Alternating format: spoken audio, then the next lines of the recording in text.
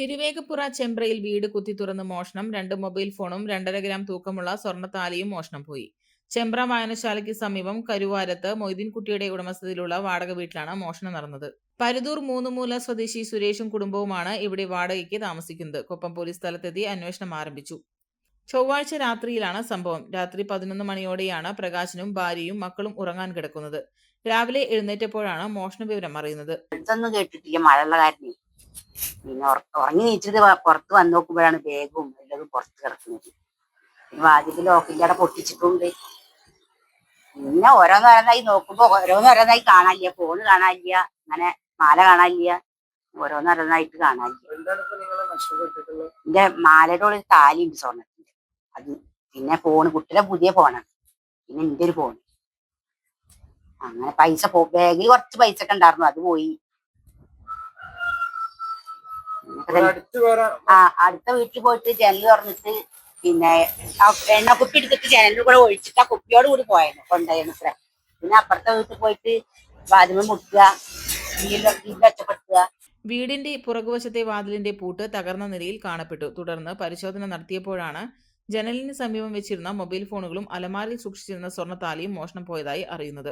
മുക്കുപണ്ടത്തിന്റെ 2 ആഭരണങ്ങളും മോഷ്ടിച്ചതിൽ പെടുന്നുണ്ട്. വീടിനകത്തെ ബാഗുകളും മറ്റും വലിച്ചുവാരിയിട്ട നിലയിലുമാണ് കിടന്നിരുന്നത്. തുടർന്ന് കൊപ്പം പോലീസിൽ വിവരമറിയിക്കുകയായിരുന്നു. ഡോഗ് സ്ക്വാഡും വിരലടയാള വിദഗ്ധരും സ്ഥലത്തെത്തി പരിശോധന നടത്തി. സമീപത്തെ വീട്ടിലും മോഷണ ശ്രമം നടന്നിട്ടുണ്ട്. 12 മണിക്ക് ശേഷമാണ് സംഭവം നടന്നത്. 11 മണി വരെ ഞങ്ങൾ ഉറങ്ങിയിട്ടില്ല. 11 മണിക്ക് ശേഷമാണ് ഞങ്ങൾ ഉറങ്ങാൻ കിടന്നത്. അപ്പൊ ഒരുപാട് വൈകിട്ടാണ് മകൻ ഭക്ഷണം കഴിച്ചിട്ട് ഉറങ്ങാൻ കിടന്നത്. അപ്പൊ 12 മണിക്ക് ശേഷമാണ് ഈ സംഭവം ഉണ്ടായിട്ടുള്ളത്. രാവിലെ ഞങ്ങള് എണീച്ചേക്കാണ് 8 മണിക്ക്, ഒരുപാട് വൈകിട്ടാണ് എണീച്ചത്. 8 മണിക്കാണ് ഞങ്ങൾ ഉറങ്ങേക്കാണ് സംഭവങ്ങൾ, ബാഗുകളൊക്കെ പുറത്ത് കിടക്കണ് കാണുന്നത്.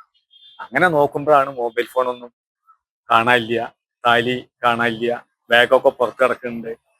അപ്പോഴാണ് നമ്മൾ സംഭവം അറിയുന്നത്. ഒരുപാട് വൈകിട്ടാണ് ഉറക്കമുണർന്നത്. എങ്ങനെയാണ് ഈ മോഷ്ടാക്കള് ആക്കി കിടന്നിട്ടുള്ളത്? അതാ ഒരു ബാക്കിലെ കിച്ചന്റെ ഭാഗത്തുള്ള ഡോറ് തിക്കി പൊട്ടിച്ചിട്ട്, ലോക്ക് പൊട്ടിച്ചിട്ടാണ് അകത്ത് കയറിയിട്ടുള്ളത്.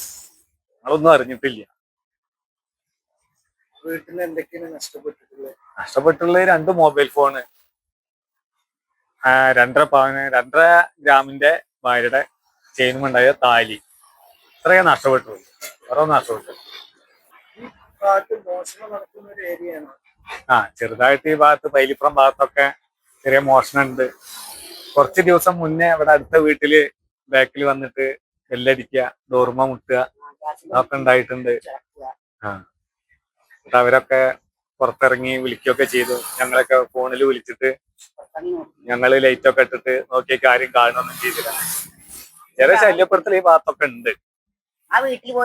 പെണ്ണ് കുതിക്കും പെണ്ണിനെ കുതിപ്പിക്കുന്ന കനക ഘടകാഭരണങ്ങളുടെ കമനീയ ശേഖരവുമായി പട്ടാമ്പി പട്ടണത്തിന്റെ കനക കൊട്ടാരം Manukkas gold and diamonds, Manukkas tower, railway over ബ്രിഡ്ജിന് സമീപം മെയിൻ റോഡ്, പട്ടാമ്പി.